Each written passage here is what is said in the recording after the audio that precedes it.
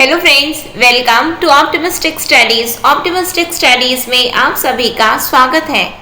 हम educational psychology में शैक्षिक मनोविज्ञान में अधिगम के सिद्धांत देख रहे थे, लर्निंग थ्योरीज देख रहे थे, जिसमें हमने अपने प्रीवियस सेशन में पावलोव का शास्त्रीय अनुबंधन का सिद्धांत स्टार्ट किया था, क्लासिकल, जिसे हम क्लासिकल और पावलोवियन कंडीशनिंग के नाम से भी हम जानते हैं।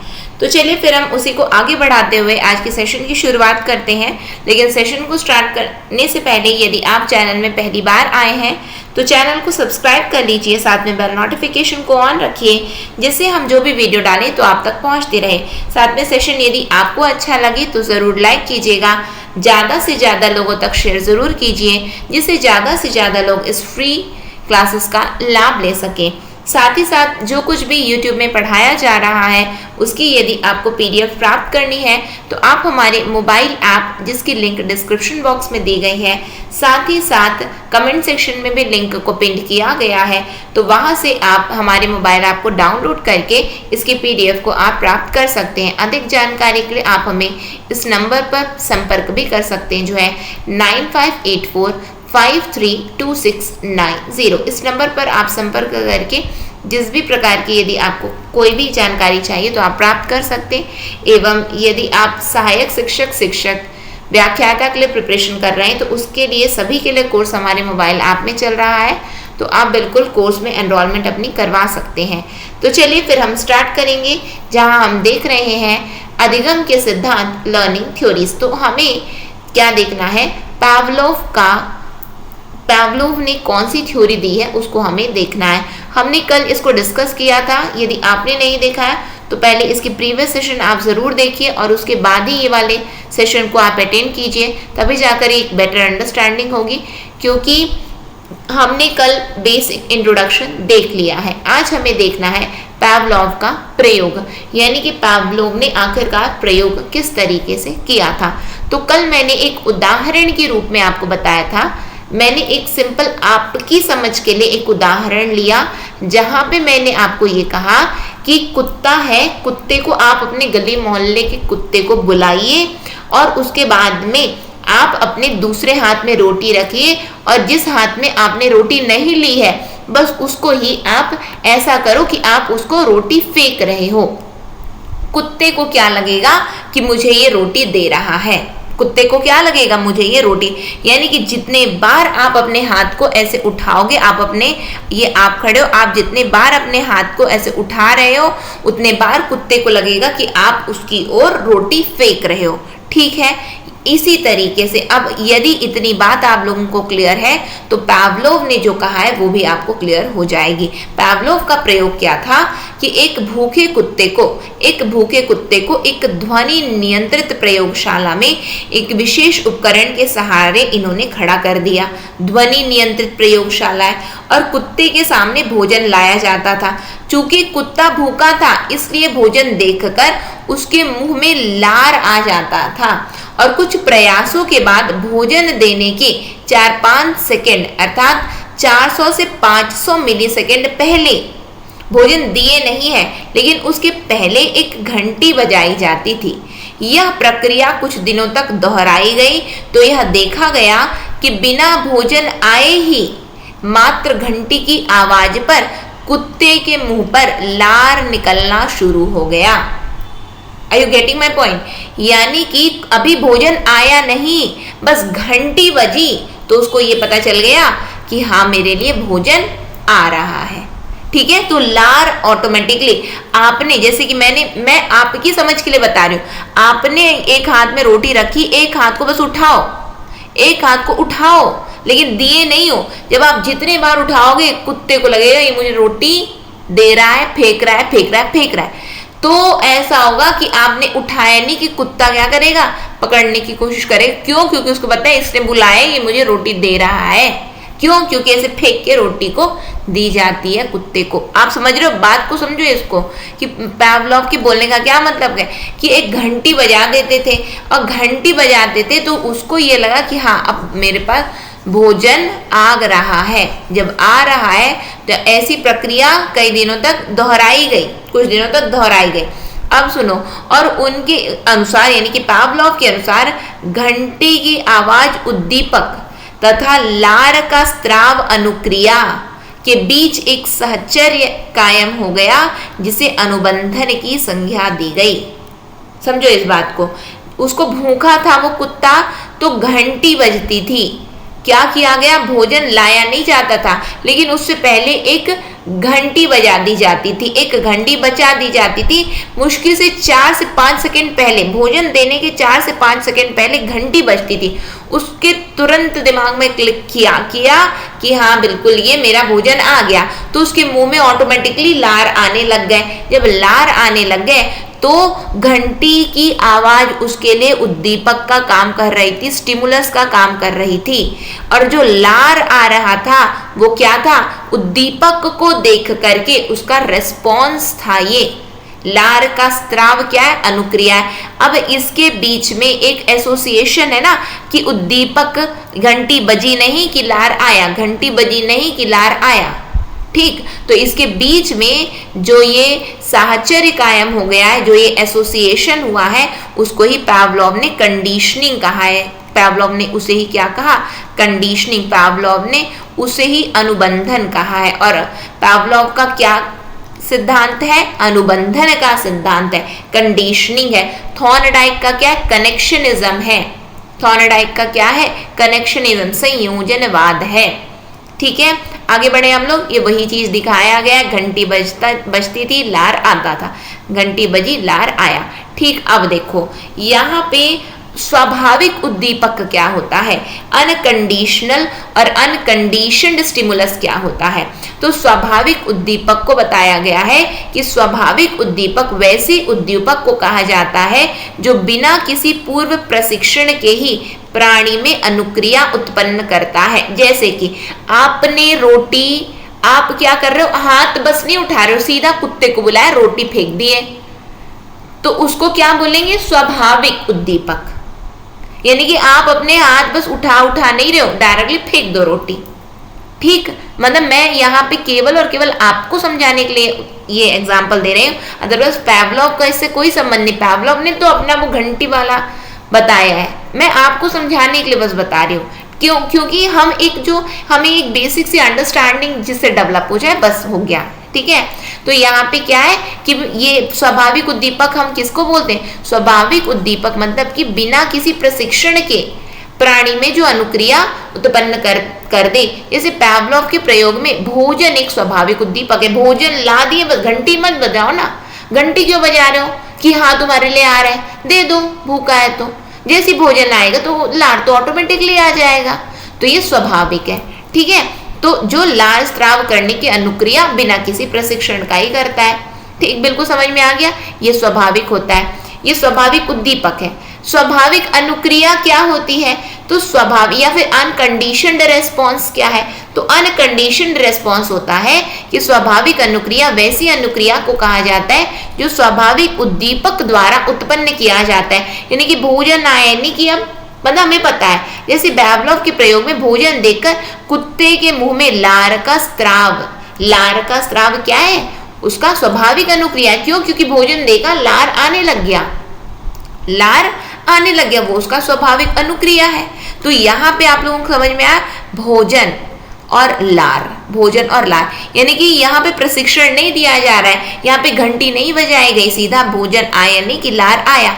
इसके बीच में अब जो साहचर्य स्थापित हुआ वही कंडीशनिंग है, ठीक। अब देखो अनुबंधित उद्दीपक क्या होता है, कंडीशनल स्टिमुलस क्या होता है या फिर कंडीशनड स्टिमुलस क्या होता है। तो अनुबंधित वैसे उद्दीपक को कहा जाता है जिसे यदि स्वाभाविक उद्दीपक के साथ या उससे कुछ सेकंड पहले लगातार कुछ प्रयासों तक दिया जाता है तो वह उद्दीपक स्वाभाविक उद्दीपक के समान ही अनुक्रिया उत्पन्न करना प्रारंभ कर देता है। आप हाथ उठाते जाओ, कुत्ते को लगेगा आप फेंक रहे हो, तो यहाँ पे घंटी बजाई गई। घंटी जैसे बजती थी, कुत्ते के मुंह में लार आता था, घंटी बजी, लार आया। ये होता है अनुबंधित उद्दीपक, कंडीशनड स्टिमुलस, यानी कि प्रैक्टिस करवा दिया गया कि घंटी बजेगी तेरे लिए भोजन आएगा, घंटी बजेगी तेरे लिए भोजन आएगा। अब जैसे कि आप खड़े हो अपने गेट के पास, जहां भी खड़े हो, आप कुत्ते को बुलाओ। अब आपने बुलाया, हाथ उठाओ, हाथ उठा रहे उसको पता है हाथ उठता है तो भोजन फेंकते हैं, ये हाथ उठता है तो रोटी आती, हाथ उठा तो रोटी आती। ये होता है कंडीशनड स्टिमुलस। समझ रहे हो बात को, समझ रहे हो यहाँ पे। फिर किसी भी उद्दीपक को अनुबंधित उद्दीपक कहलाने के लिए यह आवश्यक है कि प्राणी की ज्ञानेंद्रिय के पहुंच के भीतर हो, यानी जिसे देखा जा सके, सुना जा सके, स्पर्श किया जा सके। जैसे कि पावलोव के प्रयोग में घंटी की आवाज एक अनुबंधित उद्दीपक है जिसे कुत्ता सुनता था। जैसे कि मैं आप लोगों को एक उदाहरण क्या बता रही हूँ कि ये कुत्ता देख रहा है कि आप अपना हाथ उठा रहे हो। हालांकि जो ये गली मोहल्ले के कुत्ते की बात बता रही हूँ, ये केवल आपकी समझ के लिए बता रही हूँ। याद रखना, ये कहीं पे भी आपके एग्जाम में नहीं पूछा जाएगा, आपको समझ में आ जाए इसलिए केवल बता रही हूँ। ठीक है, समझ गए। अब कंडीशनड रेस्पॉन्स क्या होता है, अनुबंधित उद्दीपक क्या है? तो जब अनुबंधित उद्दीपक स्वाभाविक उद्दीपक के साथ संयोजित किया जाता है तो कुछ प्रयासों के बाद अनुबंधित उद्दीपक के प्रति प्राणी ठीक वैसी ही अनुक्रिया करता है जैसा वह स्वाभाविक उद्दीपक के प्रति करता है। तो इस तरह की अनुक्रिया को क्या कहा जाता है? अनुबंधित अनुक्रिया कहा जाता है। जैसे कि पावलोव के प्रयोग में बिना भोजन देखे ही घंटी की आवाज सुनने पर जो लार के स्त्राव की अनुक्रिया होती थी वह अनुबंधित अनुक्रिया है। यदि लार के स्त्राव की अनुक्रिया घंटी से ही केवल हो गई तो वो क्या है? वो अनुबंधित अनुक्रिया है। यदि लार का स्त्राव भोजन को देखने पर हुई है तो उसको स्वाभाविक अनुक्रिया कहेंगे।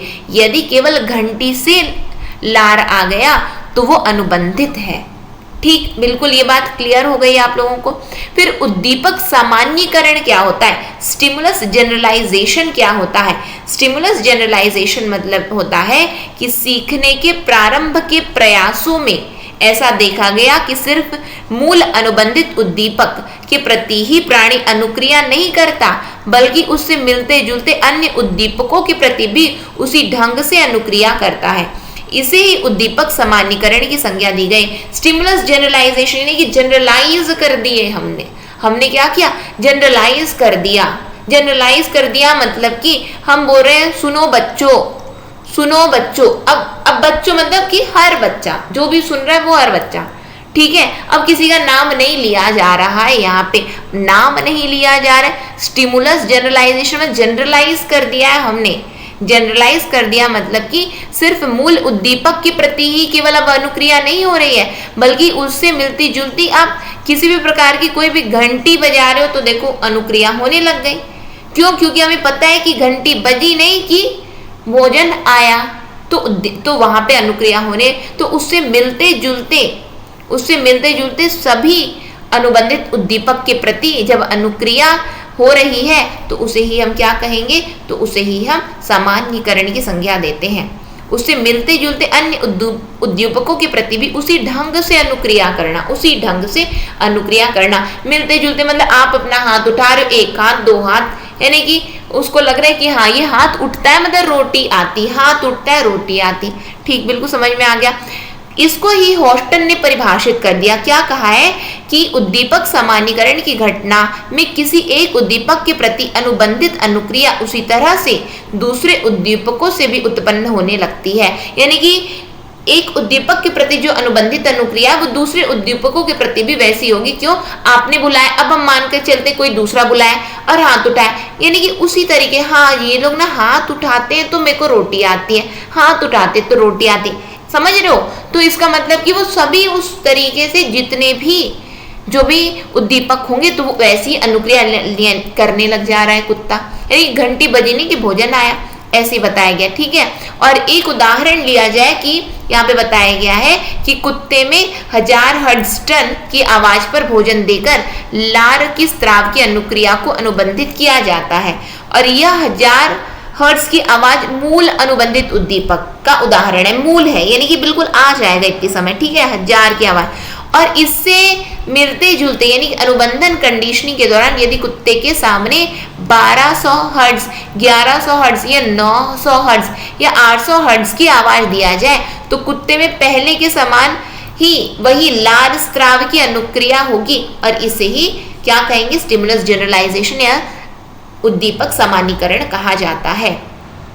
यानी कि उससे मिलते जुलते जितने भी आप आवाज दो, आवाज आप दे रहे हो 1000 हर्ट्ज की, उस आवाज पहुंच रही जो कि लार स्राव उत्पन्न करती, अब उससे मिलते चाहे बढ़ा दो या घटा दो बस वैसे ही है, बस वैसा ही है।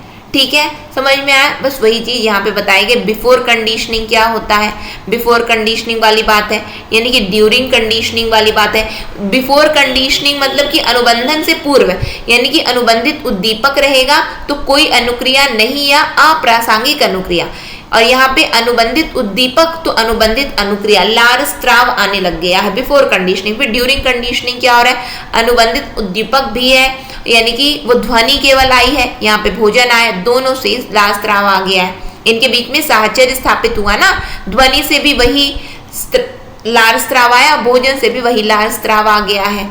ठीक है, यहाँ पे ध्वनि पहले यानी कि कोई कंडीशनिंग नहीं की जाती, उसको तो पता ही नहीं कि ध्वनि क्या है क्या नहीं है, पता ही नहीं है, अभी तो ट्रायल किया ही नहीं गया है, तो अभी तो कोई अनुक्रिया नहीं। फिर उसके बाद भोजन दिया गया तो लार स्राव आ गया है। फिर उसके बाद में ये देख रहे कि कंडीशनिंग ऐसी हो गई कि केवल ध्वनि सुन रहे तो लार स्राव आ रहा है।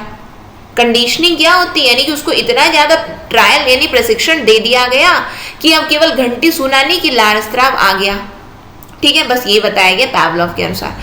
अब इसके बाद जो एक इंपॉर्टेंट होता है स्टिमुलस जनरलाइजेशन का एक विपरीत होता है, वो क्या होता है, विभेदन यानी कि डिस्क्रिमिनेशन। और डिस्क्रिमिनेशन क्या है कि उद्दीपक सामान्यीकरण का ठीक विपरीत है। ठीक विपरीत मतलब कि अब आप मानो कि आप इतने बार हाथ उठा रहे, कुत्ते को पता चल गया अरे यार ये हाथ बस उठाता है, देता नहीं, फेंकता नहीं है। अब आप उठाओ, कुत्ता बिल्कुल एक्शन करेगा ही नहीं कि हाँ मैं पकड़ भी रहा हूं। क्यों? क्योंकि उसको पता है यार ये बेफालतू का बस बुला लिया, हाथ उठा रहा है, फेंक ही नहीं रहा है रोटी। समझ रहे हो? यानी कि एक स्थिति ऐसी आ गई कि कुत्ते को आप चाहे कितना भी हाथ उठा लो, क्योंकि उसको पता है कि केवल आप हाथ उठा रहे, रोटी नहीं लिए हो। ठीक है, तो बस वही होता है विभेदन, यानी कि उसको डिस्क्रिमिनेट करना आ गया, नहीं ये तो हाथ उठ रहा है, रोटी नहीं आई है। ठीक है, तो जैसे जैसे सीखने के लिए दिए जाने वाले प्रयासों की संख्या बढ़ती है वैसे वैसे प्राणी मूल अनुबंधित उद्दीपक तथा अन्य समान उद्दीपक के बीच स्पष्ट अंतर या विभेद कर लेता है। क्यों? क्योंकि केवल घंटी बजी है, आया नहीं है भोजन आएगा तो लार आएगा, घंटी आई है, अरे छोड़ो घंटी बजा रहे, कौन सा भोजन ला रहे, ट्रायल चल रहा है यहाँ पे तो। ठीक है, यानी कि वो भेद करना जान गया, जब वो भेद करना जान गया तो उसे हम विभेदन कहते हैं।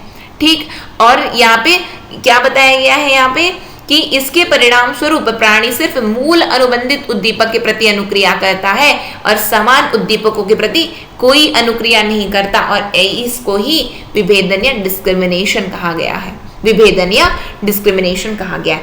अब हम आ जाते हैं एक और दूसरे फैक्ट पर, जो कि है विलोपन, स्वतः पुनर्लाभ, बाह्य अवरोध निवारण या पुनर्बंधन, यानी कि एक्सटिंक्शन, स्पॉन्टेनियस रिकवरी, एक्सटर्नल डिसइनहिबिशन और रिकंडीशनिंग क्या होती, आइए देखते हैं, समझ लेते हैं। टॉपिक भी इवन हम लोगों को अभी समझ में नहीं आया कि आखिरकार बोला क्या जा रहा है, समझ में आ जाएगा, बस आप लोगों को ध्यान से बस सुनना है। ठीक है, क्या है, पावलोव ने अपने प्रयोग में पाया कि प्राणी में अनुबंधन उत्पन्न होने के बाद जब सिर्फ घंटी दिया जाता है और उसे भोजन नहीं दिया जाता तो इस प्रक्रिया को लगातार कई प्रयासों पर दोहराया जाता है, तो धीरे धीरे सीखी गई अनुक्रिया की शक्ति कम होने लगती है। या फिर हम दूसरे शब्दों में कहें कि कुत्ता धीरे धीरे घंटी की आवाज पर लार का स्राव कम करता है। अंत में ऐसा भी प्रयास आता है कि जब घंटी बजती है परंतु लार स्राव बिल्कुल ही नहीं होता, और पावलोव ने इस तरह की घटना को विलोपन की संज्ञा दी है, विलुप्त हो गया।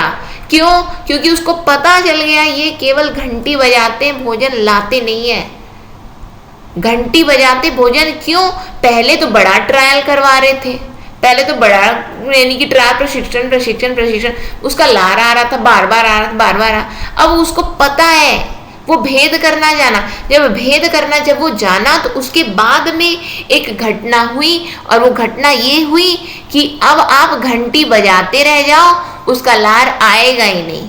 घंटी चाहे जितनी भी बजी, लार स्त्राव हुआ ही नहीं। जब लार स्त्राव हुआ ही नहीं तो पावलोव ने बोला कि अरे ये तो विलोपन की स्थिति आ गई, अरे ये तो एक्सटिंक्शन है। ये क्या है? ये तो एक्सटिंक्शन है। बात क्लियर है? बिल्कुल समझ में आई? आगे बढ़ो। और विलोपन से ही संबंधित एक दूसरी घटना है, जैसे कि जिस पर भी मनोवैज्ञानिकों ने अधिक बल डाला है। क्या बताया गया है? स्वतः पुनर्लाभ की घटना।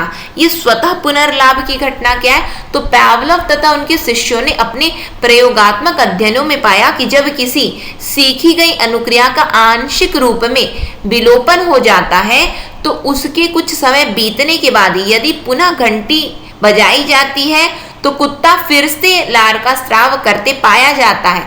हालांकि ऐसी परिस्थिति में किया गया लार स्राव की मात्रा पहले के समान अधिक नहीं होती, और इस तरह से स्वतः पुनर्लाभ से हम पाते हैं कि विलोपन के कुछ समय के बाद क्या होता है? कुछ समय के बाद जो कंडीशन स्टिमुलस देने पर विलोपित कंडीशनल रेस्पॉन्स अपने आप पुनः प्राणी द्वारा किया जाता है।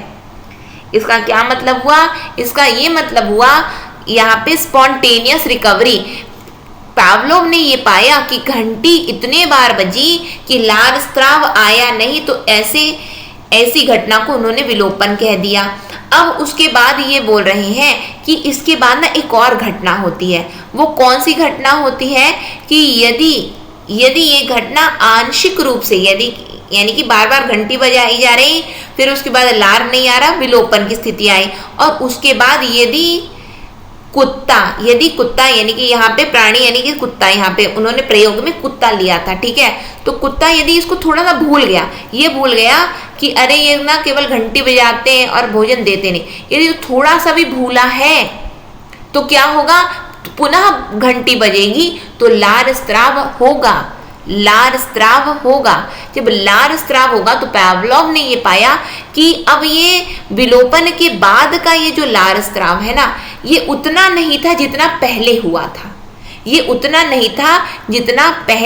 था। तो यहाँ लेकिन हुआ तो थोड़ा बहुत तो हुआ ना, थोड़ा बहुत हुआ। क्यों? क्योंकि यहाँ पे कुत्ता ये भूल गया है, क्या भूल गया है? कि ये देते नहीं है, थोड़ा बहुत भूला है, लेकिन उसको थोड़ा तो याद है। तो लार स्राव हुआ लेकिन उतना ज्यादा नहीं हुआ। जब उतना ज्यादा नहीं हुआ तो पावलोव ने बोला कुछ तो हुआ ना। जब कुछ तो हुआ यानी कि ये क्या हो रहा है? ये स्पॉन्टेनियस रिकवरी हो रही है। ये क्या हो रहा है? स्पॉन्टेनियस रिकवरी हो रही है, यानी कि ये स्वतः पुनर्लाभ है। ये क्या है? स्वतः पुनर्लाभ है, यानी कि थोड़ा तो आ रहा है। अब हम मान करके चलते हैं कि आपने बुलाया कुत्ते को, कुत्ता आया दौड़ करके। जब कुत्ता आया, आपने तू तू तू तू तू करके बुला दिया, कुत्ता दौड़ के आ गया।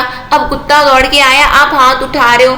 पहले तो बड़ा कूद रहा था कि मेरे को रोटी दे रहा है। एक समय में ऐसा हुआ, अरे यार ये तो हाथ बस उठाता है, रोटी देता ही नहीं है।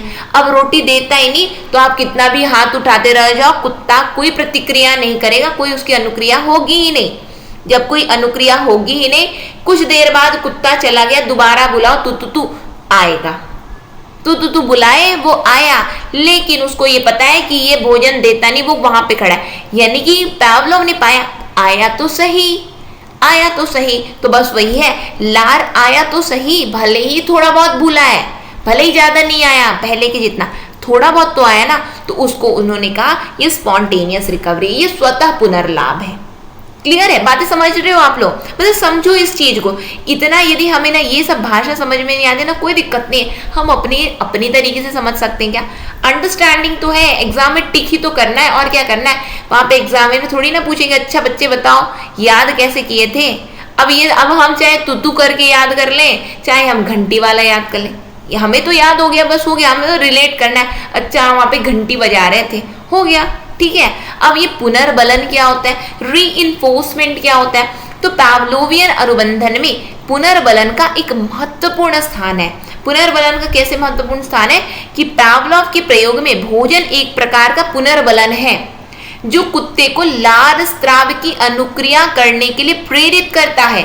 सचमुच में भोजन यहाँ एक मुख्य पुनर्बलन का उदाहरण है। कैसे?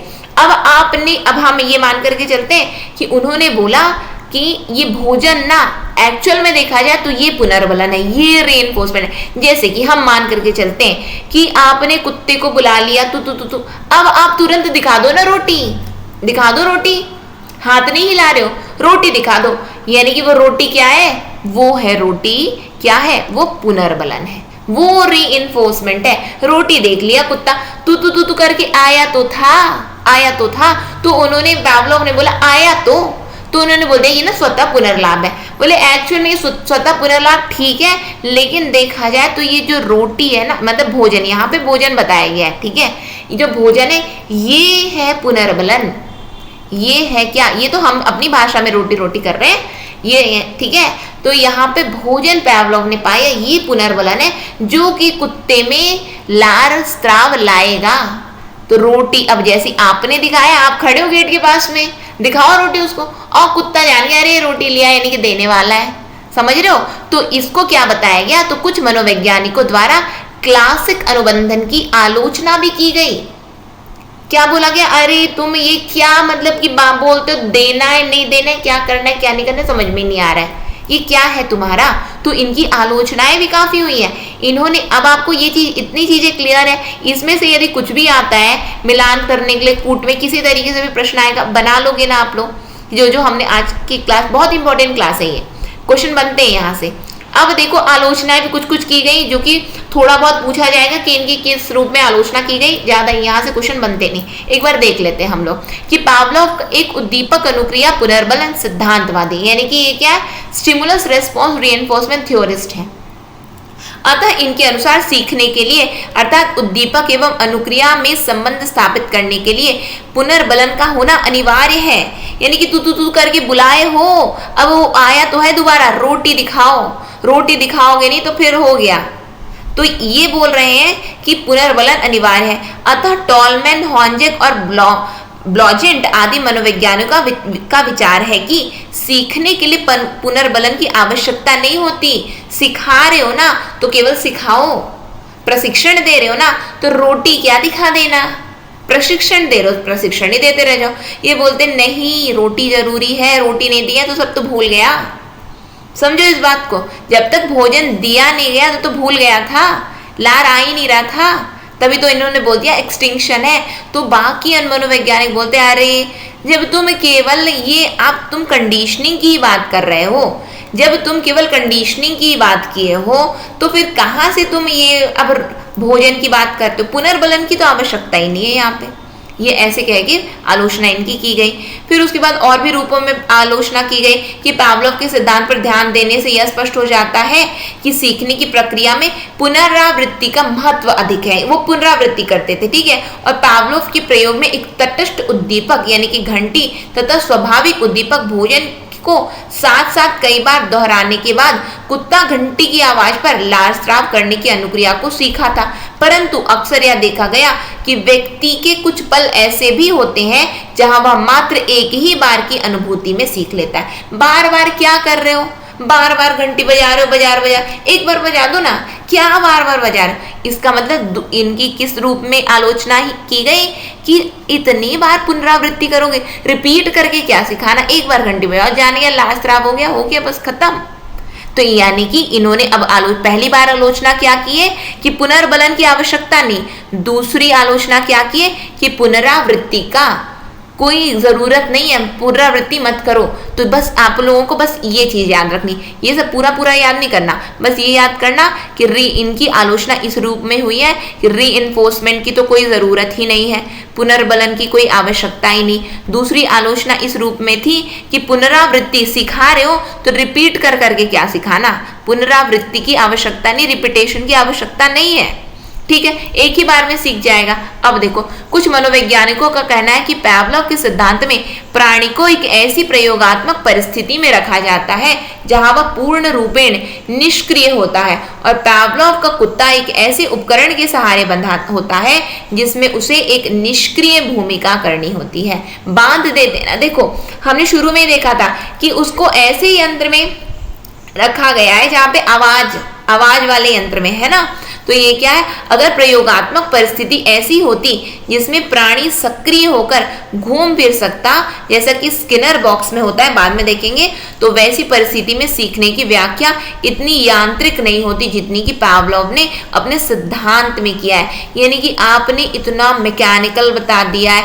मैकेनिकल मतलब घंटी की आवाज होगी, लार स्राव आएगा। घंटी की आवाज बार बार आ रही थी, लार वो जान गया, विभेदन जान गया, यानी कि डिस्क्रिमिनेशन जान गया, फिर उसके बाद में एक्सटिंक्शन हो जाएगा। यानी कि आप इतना मैकेनिकल क्यों हो रहे हो? आप उनको घूमने दो ना, बांध के क्यों रखे हो? बांधो मत। मतलब कि यहाँ पे क्या बताया, प्रयोगात्मक स्थिति में घूम फिर सके तो बात अलग है। आप तो निष्क्रिय बना के रख दियो। क्या क्यों? निष्क्रिय क्यों? तो निष्क्रियता का इनका क्या हुआ है? निष्क्रियता को लेकर के आलोचना की गई है। ठीक, फिर क्या, कुछ आलोचकों का मत है कि पावलोव द्वारा प्रतिपादित सीखना एक अस्थायी तथा आंशिक रूप से प्राणी के व्यवहार में परिवर्तन करता है और कुत्ता घंटी की आवाज पर तभी एक लार स्राव करता था जब तक घंटी की आवाज के बाद उसे भोजन दिया जाता था। जब भोजन दिया जाना बंद कर दिया गया तो कुत्ते में भी लार स्राव की अनुक्रिया धीरे धीरे लुप्त हो गई। इतना ही नहीं, पावलोव के सिद्धांत के अनुसार किसी अनुक्रिया को सिखलाने के लिए एक विशेष प्रकार की प्रयोगात्मक परिस्थिति का होना अनिवार्य है, जो हमेशा संभव नहीं हो सकता। यानी कि प्रयोगात्मक स्थिति होनी ही चाहिए। यानी कि बार बार घंटी बजाओ, लार स्राव आए, घंटी बजाओ, लार स्राव आए, उसके बाद में भोजन क्या है? भोजन तो स्टिमुलस है ही, भोजन तो है ही। तो यानी कि बोले यहाँ पे इतना ये कुछ प्रयोगात्मक परिस्थिति की आवश्यकता होना अनिवार्य है। हर बार ये ऐसी स्थिति रहे ये जरूरी नहीं है, हर बार ऐसी स्थिति रहे ये जरूरी नहीं है। तो इस रूप में यानी कि प्रयोगात्मक स्थिति का होना अनिवार्य पावलोव के अनुसार है, लेकिन जो हमेशा संभव नहीं हो सकती है कि प्रयोगात्मक स्थिति ही हो, वो है ना, एक्सपेरिमेंटल कंडीशन ही हो वहां पे, ये जरूरी नहीं होती है। तो इन आलोचनाओं के बावजूद भी ये पावलोव का सिद्धांत क्या महत्वपूर्ण सिद्धांत है। और ये जो दूसरे जितने भी है ना, तो वो यहीं से जो अब बाकी जितने भी मनोवैज्ञानिक हैं तो अपने अपने सिद्धांत का प्रतिपादन करते समय इनके तथ्यों एवं संप्रत्यों से ही प्रेरणा लेते हैं। यहीं से वो सीखते हैं कि अच्छा ये बताया गया। तो उद्दीपक अनुक्रिया सिद्धांत के अनुसार सीखने की प्रक्रिया में प्राणी उद्दीपक तथा अनुक्रिया रेस्पॉन्स के बीच एक संबंध यानी कि कनेक्शन स्थापित करता है। कुछ ऐसे सिद्धांतवादियों का मत है कि उद्दीपक तथा अनुक्रिया के बीच जो संबंध स्थापित होता है उसका आधार पुनर्बलन होता है।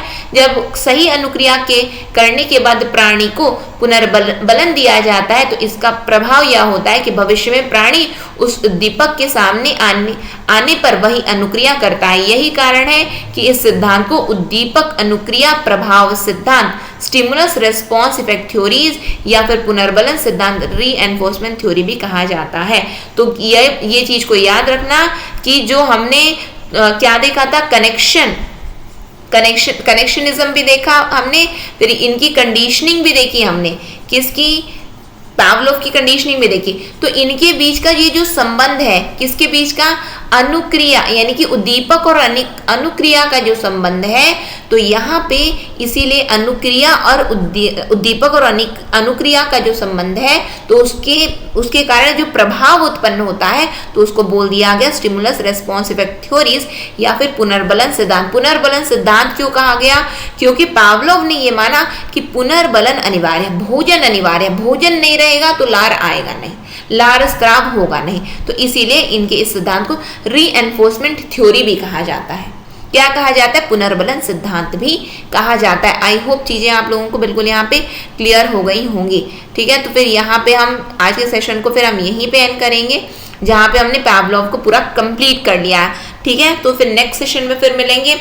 और इसकी यदि आपको PDF चाहिए तो आप हमारे मोबाइल ऐप को डाउनलोड कर सकते हैं और वहां से आप इसकी PDF को प्राप्त कर सकते हैं। अधिक जानकारी के लिए आप हमें इस नंबर पर संपर्क कर सकते हैं जो है 9584532690। जो कुछ भी आपको YouTube में पढ़ाया जाता है उसकी PDF वहां पे आपको प्रोवाइड करवा दी जाती है। जैसे जैसे क्लासेस यहाँ होती हैं वैसे वैसे PDF वहां पे आपको उपलब्ध करवाई जाएंगी। ठीक है, नेक्स्ट सेशन में फिर हम मिलेंगे।